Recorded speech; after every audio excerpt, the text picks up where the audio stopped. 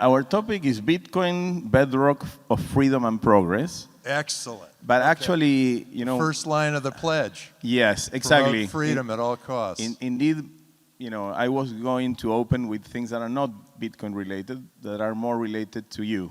It's like, because, you know, everybody can read your story, and you build on the shoulders of giants, no? Both Williams, your grandfather and your father, started the VC ecosystem. And well, and as you can tell by my son, he's a giant too, so he's lifting me up Adam now. is also a giant. So I've been at the university in San Mateo, So, and what I wanted to understand, because you took what you receive and you make it bigger, you make it nicer, you expand it, you grow it. What were your guiding principles? I think the pledge is related to that, no? But what were your guiding principles in that journey that started, I understand, in the 80s, no? That's how far it goes. Yeah, that's how old I am. And hopefully these guys will be successful so that we can go for another 66 years. You know, it's interesting. I've always wanted to help those people who are trying to do something extraordinary because I know what it's like to be out there alone with an idea that where it's not getting any credibility.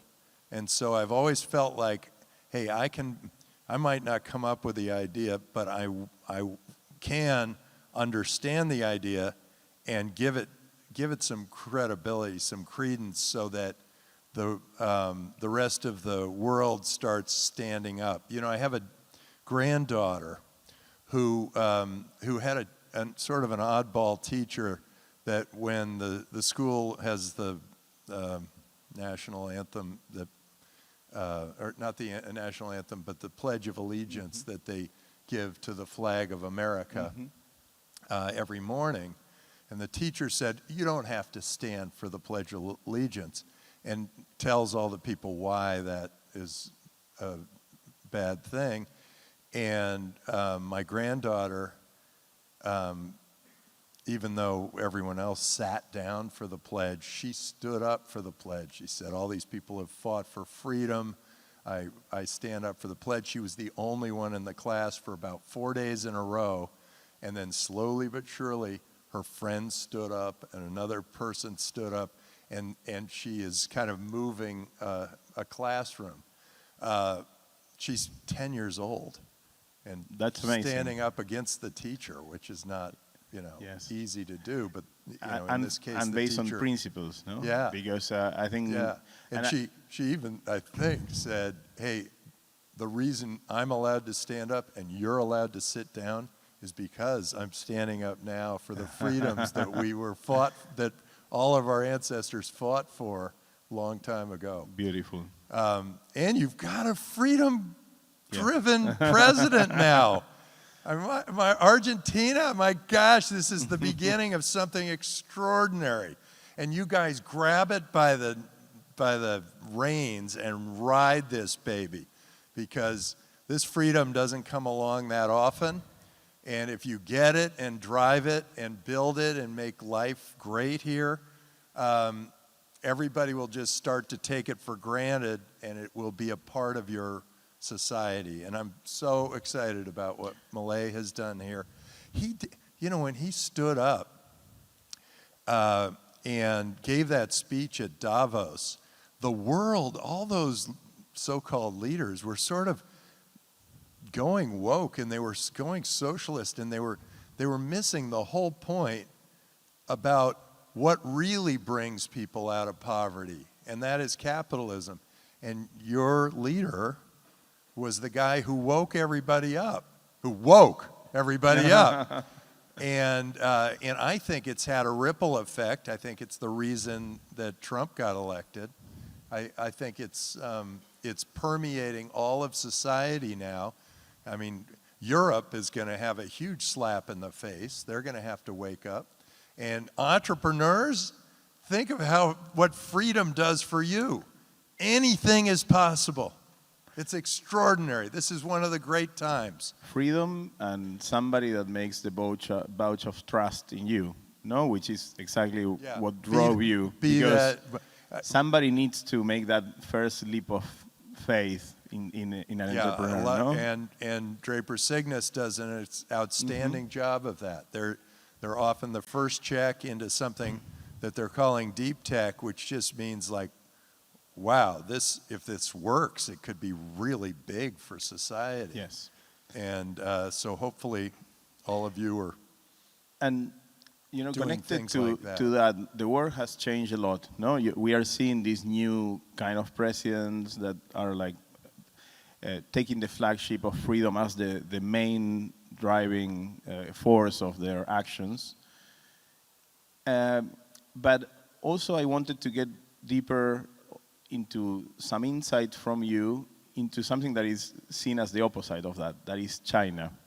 Because China has transformed itself a lot through capitalism as well, no? And you were, I would say, one of the first Westerner investors, and I know maybe this is not Bitcoin related, but you will see it will end up connecting. Okay, so why you went there as early as you did? You invested in Baidu, the Google of China, no? The main search engine early. So what did you see back then where China was not so much developed, was not so much, you would say, open? It was very close to Westerners in general. So what happened was, fortunately, my dad, being a pioneer in venture capital was one thing, but then he had this job that was the United Nations Development Program. He was the administrator, the highest ranking American at the UN. And he went on a mission to China, and we did some international travel when I was younger. And I saw, we were like in the only car that went to the only international hotel, that had toilets.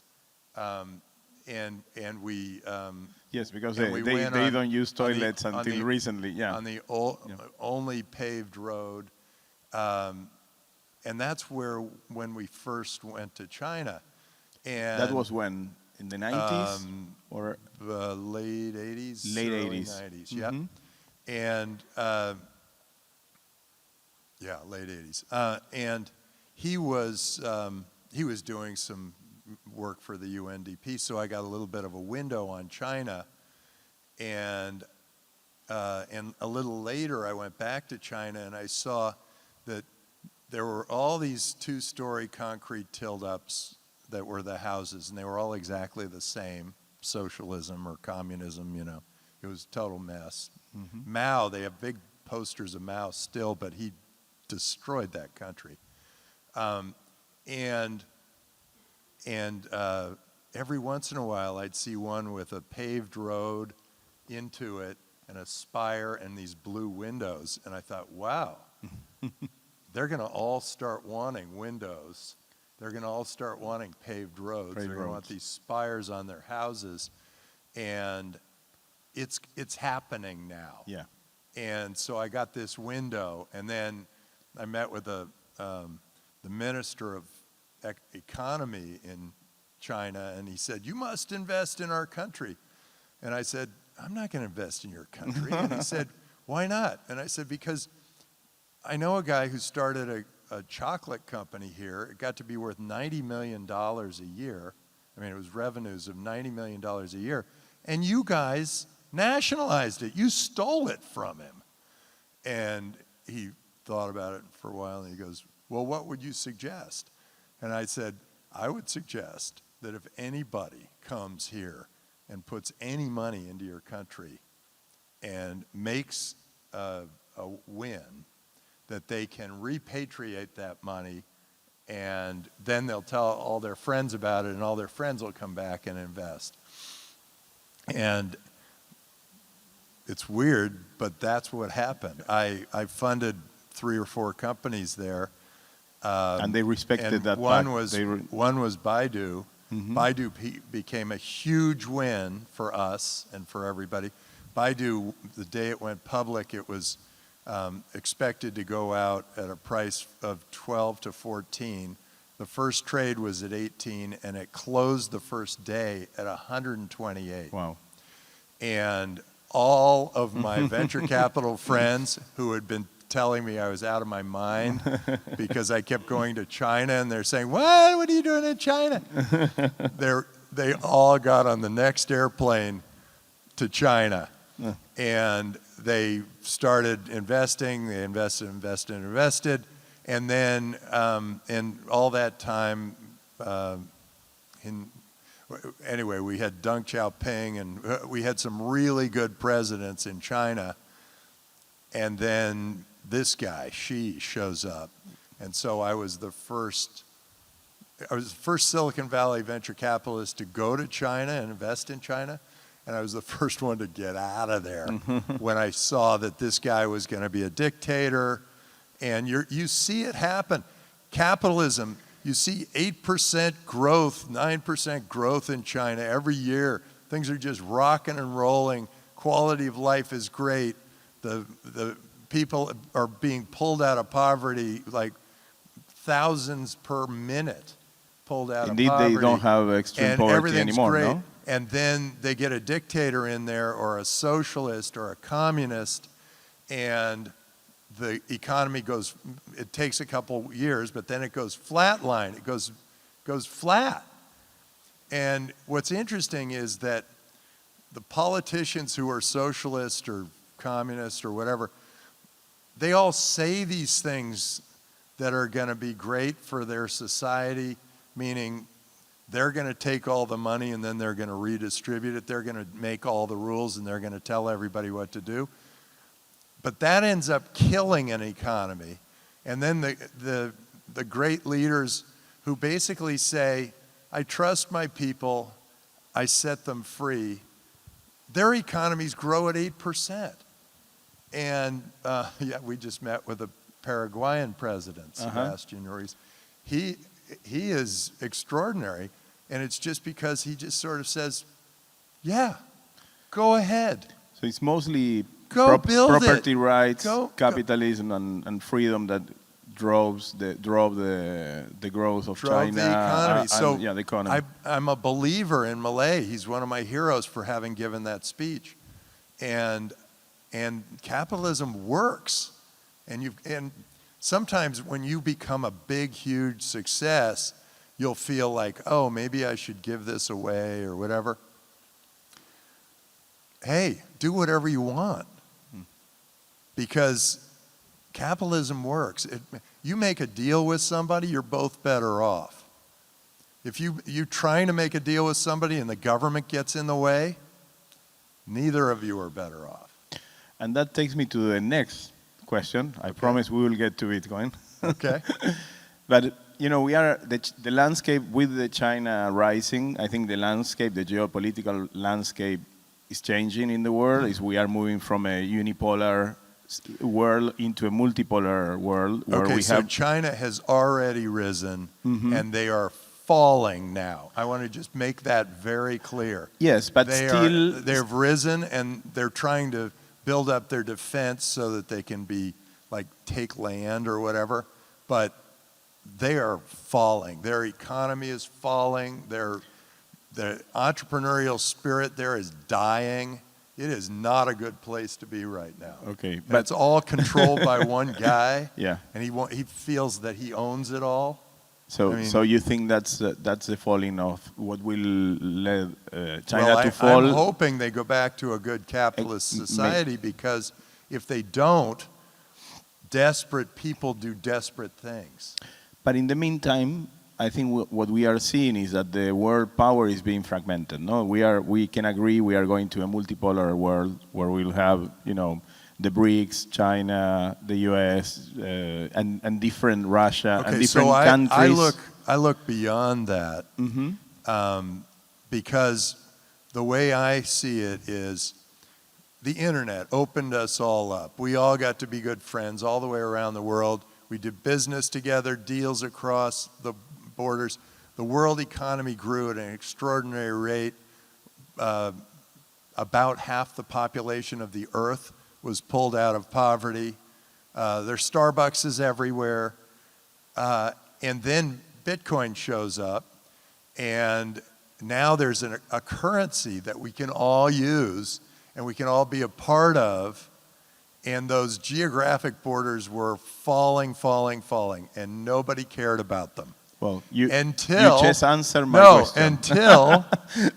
until the central banks of these countries said, wait, we're not relevant anymore. Wait, we've got to control everybody again. But don't so you think socialism comes in, and it completely creates these new borders, and they're trying to build those fences back up and stop trade and stop all those things. But I look at this as the last roar of the dying lion. The dying lion is the central banks. The dying lion are these bordered governments. I think governance is going to be governance as a service. I think governments are going to have to compete with one another for us. And I think our world is going to grow at a much faster rate, all because of that. And I think we're going to be using Bitcoin or something like it as our global currency. And it's just a matter of time before they start trading places. Redistributing. Where, well, you know, I mean, it used to be, you know, the dollar was here and Bitcoin was nothing. And over time, it's gone like this, and the dollar just keeps falling against Bitcoin. And there are more and more users of Bitcoin. And when I can buy my food, clothing, shelter, pay my taxes all in Bitcoin, I'm looking forward to a time where I can raise a fund all in Bitcoin, invest it all in Bitcoin, have my entrepreneurs pay their employees and suppliers all in Bitcoin, have them all pay their taxes all in Bitcoin, and then if they're big successes, have my LPs automatically paid in Bitcoin on a smart contract. So the whole thing's on a smart contract on the blockchain, and you no longer need the lawyer, the accountant, the bookkeeper, the auditor, the tax collector, you name it. So did I say auditor? Yeah, Transfer auditor, agent. tax collector. Yeah, all of these friction items to our economy, and believe it, they are more than just the bill you pay to these accountants, whatever. They are friction items that hold us from doing these deals that make the world wealthier.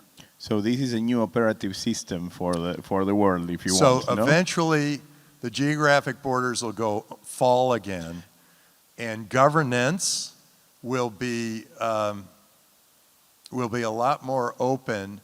And I mean, I actually kind of like, you know, Trump saying we're going to do tariffs, and then he just says, well, we're going to tariff you if you tariff us.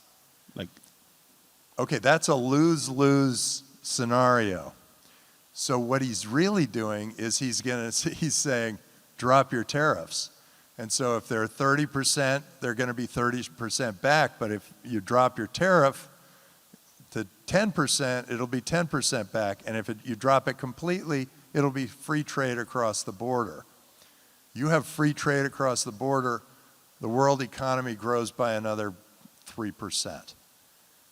This is really going to be so it's a really interesting global dynamic game that's being played. Yeah. But I think it's for the good of the world, and eventually, when that world is completely open, then our governance might be that we pick and choose. And I say, okay, well, I'm going to use Chile for my Social Security, and Russia for my technical education, and so the there will U.S. be for freedom, an open market of religion, of states that and yeah. so, but for now, I think it is very powerful and exciting to see all of these governments all competing for us.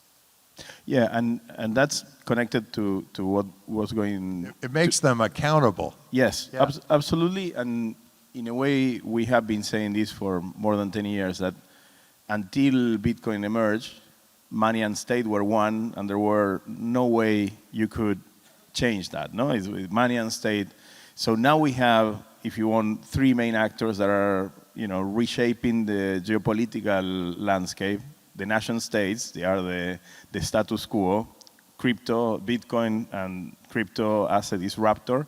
But you also mentioned the corporations, no? So in a way, I think that those three key actors are playing this game of how the world will be reshaped in the next decade, maybe, or 20 years. Yeah, what I'm really, I tend to be very optimistic, and the world always surprises me. On the upside, it always becomes even better than I imagined, and I'm an optimist. And I think the same thing's going to happen. I think we're going to see the world, because of people like you, who are moving it forward in different directions, space, longevity, what else do we have? All those, robotics, AI, all those things are moving the world forward. We're going to have amazing things happen that none of us have ever imagined, and that's a big challenge for venture capitalists, because if we're trying to pitch our LPs and we're saying, this is where I'm going to invest it, that isn't where we're going to invest it. We're going to invest it in this category called other. Other. Yeah, but the future, all those dynamics are, I believe, are somewhat temporary, particularly the nation states. I think nation states are going to have a different feel to them. They're going to become businesses, and those businesses will have customers, and those customers will make accountable those businesses. And it's just the way we look at every industry. As a venture capitalist, I say, okay, there's an industry here that's gotten too fat, too lazy, provides horrible service at a high cost. Okay, so that's your cable, your big pharma, big banking, big accounting, big government. And government's just one of those. And what I do as an investor is I look for new technologies that can come wedge into those industries that can transform those industries and make them all perform better. And then grab market share so that the world starts looking even better than it did before. And then, of course, I look for extraordinary people like the ones in the audience here. And in that context, what do you think of the network state? Oh, you said, okay, now we have Bitcoin as a neutral money, a money that is not managed by any power or nation state. What about having states that are global in nature or global in design? What do you think about that model in competition of these other states? No, well, that I are do localized? think that we're going to have, I mean, I already invested in one, government in space, which is not land-based. And that government in space is going to, it's Space Chain, if anybody's interested. And it's going to have a positive effect, because a lot of governance can be done in space. I mean, some governance needs, like the mayors have to kind of watch over that you don't build on my property or whatever. But, or if you're not, so you're not affecting my livelihood in any negative way. But think of what could be done in space. You could have, all the pensions could be set up there, all the insurances, the healthcare insurance can be done up there, your workman's compensation can be done up there, your welfare can be done up there. It doesn't have to be tied to a piece of land. And so I think eventually we're going to be in a place where we become, as humans, more of a liquid democracy, or a series, hopefully a bunch of liquid democracies that we can all choose from. That takes me to the next question, because I think Bitcoin as a reserve of value, I think it's like it's already on its way, no? It's like the discussions are like, it's getting in more and more spaces within society, like governments doing, strategic reserves for Bitcoin. But what about Bitcoin as a trust machine? Do you see a future of Bitcoin becoming like a trust machine as well, like infrastructure, decentralized security infrastructure? Well, it's interesting. People are using Bitcoin as an energy unit. They're taking their energy, and rather than trying to shoot it to somebody else or store it in a battery, they're mining Bitcoin, and that actually creates a way of storing value in a different form. So yes, there's a huge trust thing that's going on. In fact, I trust my bank less than I trust my Bitcoin, and my Bitcoin is in a bunch of different places because the bank's been hacked, and it's lots of human errors, lots.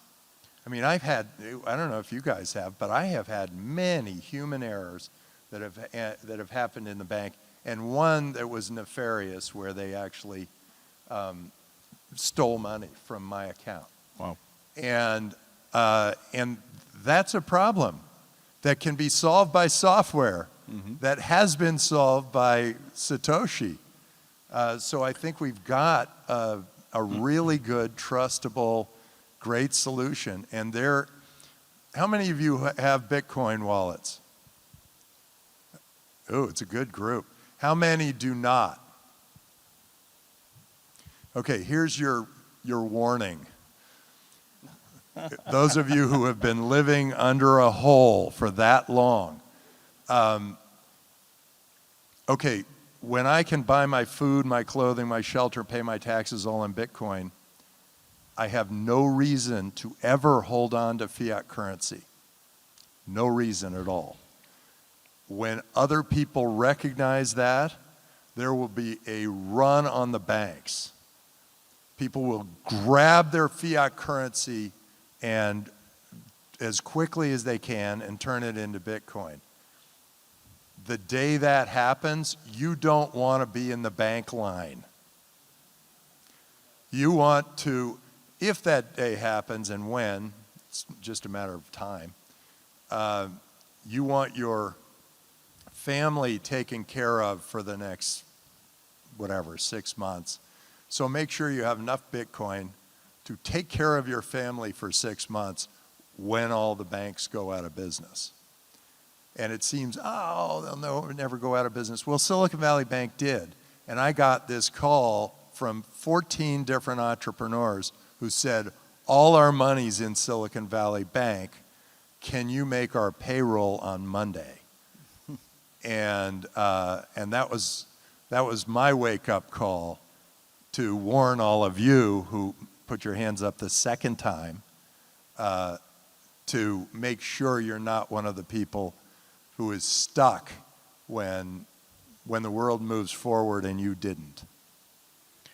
And that takes me to the next question, because you invested, I see where we are now as part of a sub-cycle in Schumpeterian terms, no? In Schumpeter's terms, we have the innovation cycle of the digital world, no? That has maybe 55 years, 60 years. Within that, we have the web, we have now Bitcoin, AI, robotics, 3D printing, all those sub-cycles within the major cycle.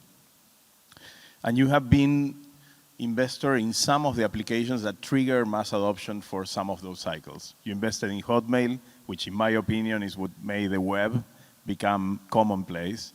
You invested in Skype, which made voice over IP commonplace and transformed the telecommunications industry. So what do you think will be the killer app for Bitcoin and crypto? Oh, I think it's just usage. It's just a matter of watching as it grows. Entrepreneurs are building the ecosystem around Bitcoin And every time there's a new innovation, it's on some alternative coin. And then Bitcoin looks and says, oh, we should have that.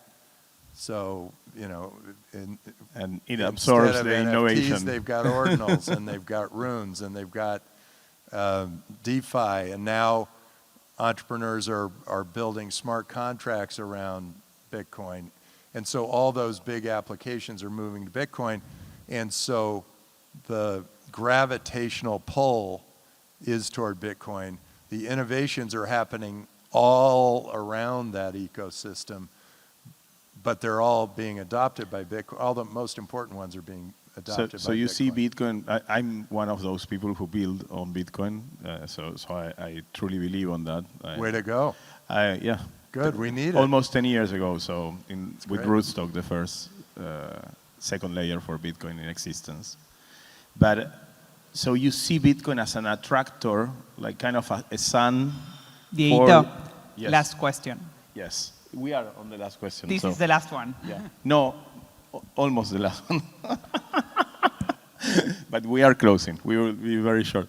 So you see Bitcoin as an attractor, like a sun around where the rest of the everything is else orbiting works around it. Yes. And innovations are happening all around it and in Bitcoin. So in the sun and in all the planets around the sun. Yes. And at some point, that sun is going to be a lot brighter than the sun that is the combination of banks and governments that have been your trusted third party for a century. Perfect. And now the last question, because I'm a very respectful person of the forums, and so to wrap it up, I will bring you back to Argentina. So you made a bet with Mauricio Macri when he was the president of Argentina. Oh my God, that's right. Around turning Bitcoin into into legal tender. So our bet was this. I said, if the Argentinian peso outperforms Bitcoin over the next year, I will double my investment in Argentina. And he goes, yeah. And then I said, but if Bitcoin outperforms the Argentinian peso, you'll make Bitcoin a national currency. And he goes, wait. And I said, like Japan did. And he goes, oh. And he gets the Japanese minister on the phone, and and so that Bitcoin was, okay, the first time I met with him, the dollar, it was 75 cents to the dollar. The peso was 75 cents. Imagine that, 75 cents. The next time, when I made the bet, it was 25 cents. Okay, when I made the bet, Bitcoin was at $4,000. Today, Bitcoin is what, 90,000? 90,000. Okay, Bitcoin's at 90,000, and the peso's gone from 25 cents down to 1/10 or 1/100th of a penny. Yeah. Yeah. It's almost one Satoshi, one peso or something like that. It's if he had taken his national treasury and put it into Bitcoin, the IMF would be gone. Yeah, we had Argentina without the debt. This would be, I mean, your country would be not only free with a great president, but it would be free from that ridiculous relationship you have with the socialist IMF organization. Yes. And so my final question would be, which bet would you make to Milei today? Hey, if he's willing to make the Bitcoin versus peso bet, I'm all over it. You are all in. Oh, perfect. You bet. Thank you so much. I'll bet. So that's the bet. It's on the table.